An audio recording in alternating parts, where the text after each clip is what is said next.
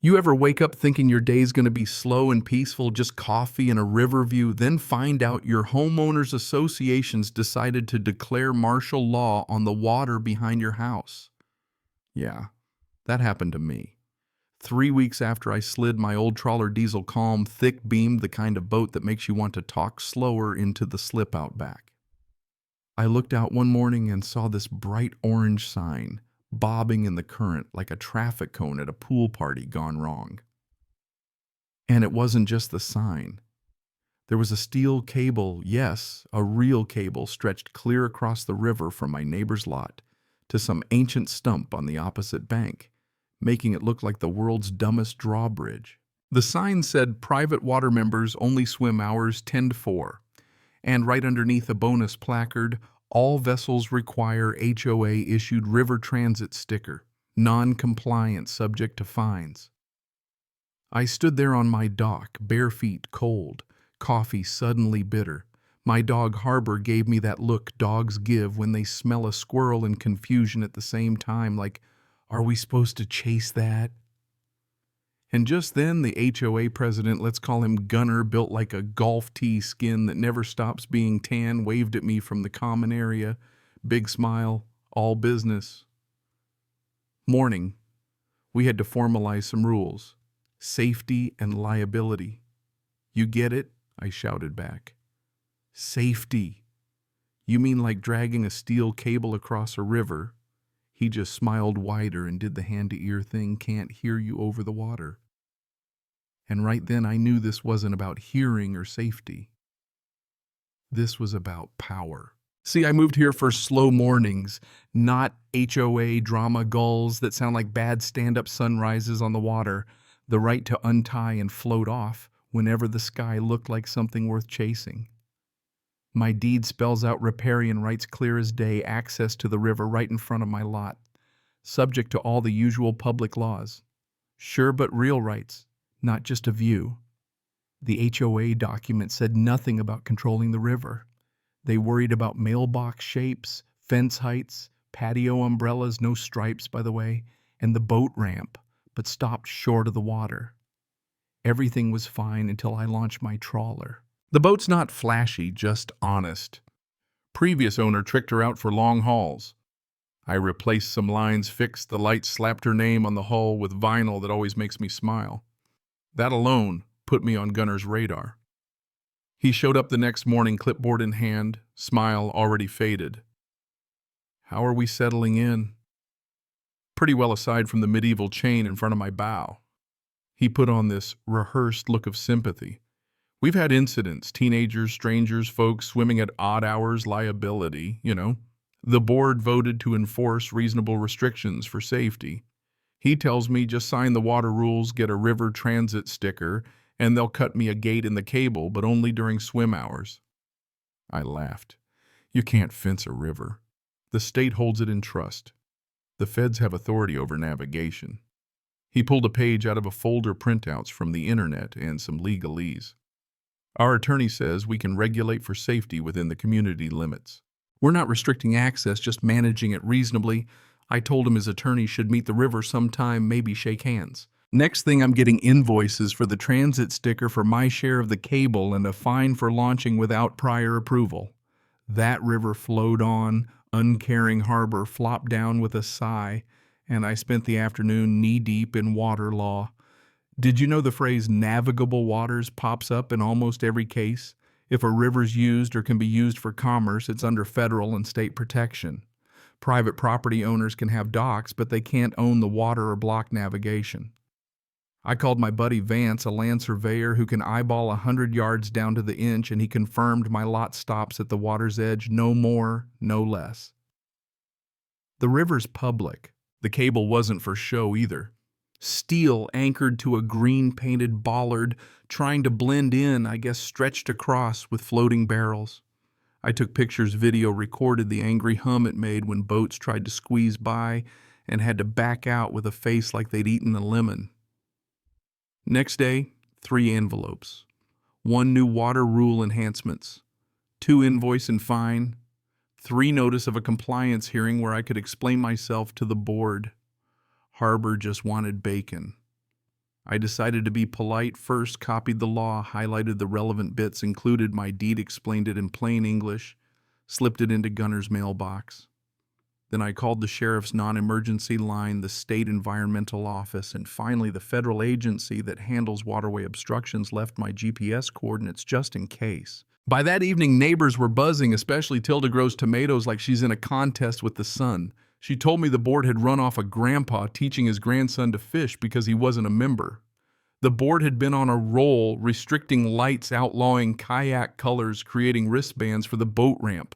Gunner started calling riverfront owners Tier 1 members. It was all about exclusivity. Well, I don't do exclusive. Next morning, I prepped my boat like a plane, checked everything, fuel, radio jackets, paperwork, even called Vance to ride along. Before we could untie Gunner and Rita, another board member, clipboard queen, showed up. Rita handed me a form, Water Rules Acknowledgement. I told her I acknowledge the water exists. We're good. She frowned. You'll be fined for refusal. I shrugged, fired up the diesel, and eased toward the cable, slow as molasses, with the neighborhood gathering onshore, Tilda front and center, hands on hips, ready for a showdown. The cable sagged low. Gunner was braced by the ratchet, ready to play traffic cop. I nudged the bow right up, let the current press against the line, and Vance called out, requesting passage on a public navigable waterway. Gunner shot back, water's private here. Show your sticker. Just then, a sheriff's patrol boat rounded the bend. Deputy waved, took one look at the cable, and said, "As calm as you please, you can't do that. Remove it." Gunner tried the well, actually routine, but the deputy shut it down. Public waterway, can't obstruct, take it down or face penalties. Rita started listing rules like she was reading berries off a vine. Liability, dues, safety. The deputy just kept saying, nope, take it down. Finally, Gunner loosened the ratchet cable sag, patrol boat slid through, waved us on. I tried to act casual, but man, it felt good. As I went by, I told the deputy thanks, then yelled for the crowd. See you back here for a swim at 4:01. But Gunner wasn't done. The cable went back up just a little looser.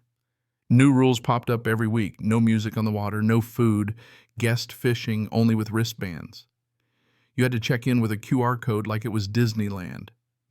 Every time they sent an invoice, I sent back citations, federal agency, web printouts, reminders about HOA powers, and CC'd the state for good measure. Then came the spark one evening. A dad and his little girl, bright yellow life jacket, pure July, Joy came to swim, Rita charged down, no swimming after 4. The dad, confused but polite, stood his ground. We're in the river, not on your property.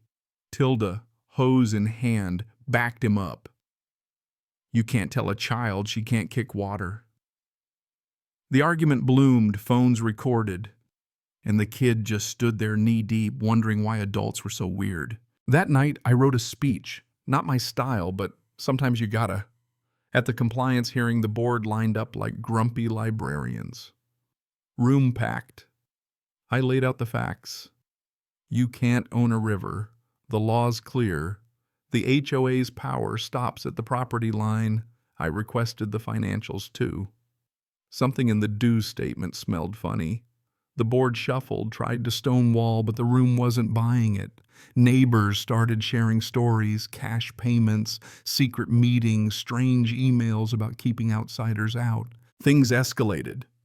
I filed more complaints state, federal, county, set up cameras on my dock and boat, started gathering signatures to recall the board because enough was enough.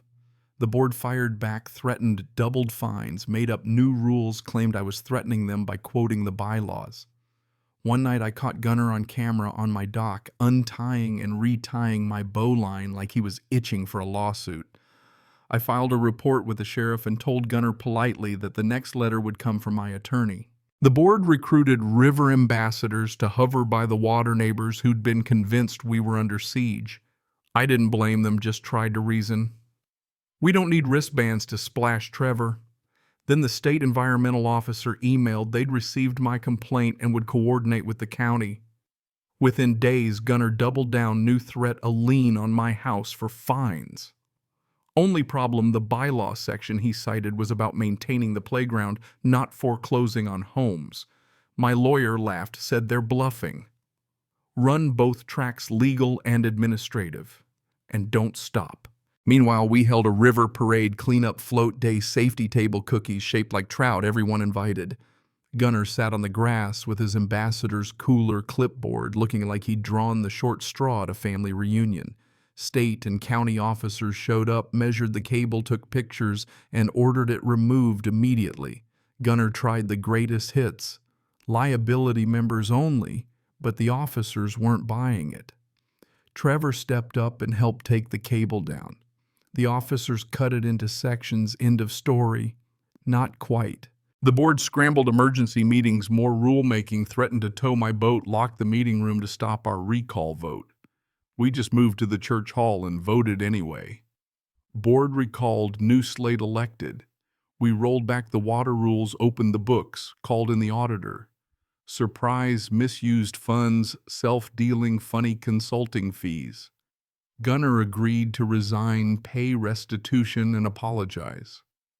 We changed the bylaws, no rules past the property line, no emergency measures without real emergencies. We even saved a chunk of that cable, bolted it to a plaque as a reminder. A month later, we had a big swim at 401, laughter my niece, splashing neighbors, acting like neighbors again. So yeah, sometimes it takes a fight to protect what matters. Sometimes a folder full of law beats a folder full of made-up rules. That river still flows, and we learn to move with it. So tell me, have you ever seen an HOA overreach like this? Drop a comment if you've had to stand up for your rights, or if you think private groups should be able to police public spaces. Let's hear what you'd have done. And hey, thanks for listening, friends. See you on the river.